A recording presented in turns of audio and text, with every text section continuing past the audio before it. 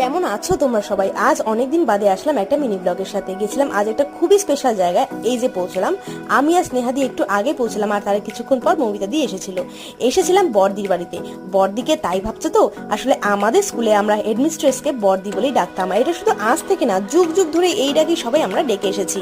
আসলে স্নেহাদের বিয়ের উপলক্ষে বড়দি আমার তিনজনকে ইনভাইট করেছিল বড়দির বাড়িতে, তাই আমরা শোনা মাত্রই চলে এসেছিলাম। আর এসে থেকে তো আমরা অনেক গল্প আড্ডায় মেতে গেছিলাম, আর তার মাঝেই বড়দি গাছের আঙ্গুর আমাদেরকে খাওয়ালো। শুধু তাই না, এরপর তো ছিল এলাহি আয়োজন। বিয়ে তো ছিল স্নেহাদি, তার সাথে সাথে আমরা কিন্তু কমপ্লিট পেলাম না সবার থেকে, লেজুরের মতন একদম ওর সাথে সাথে ছিলাম সারা। এরই মাঝে আবার কাকু মানে স্নেহাদির বাবা বড়দিদের নিমন্ত্রণ করতে চলে এসেছিল।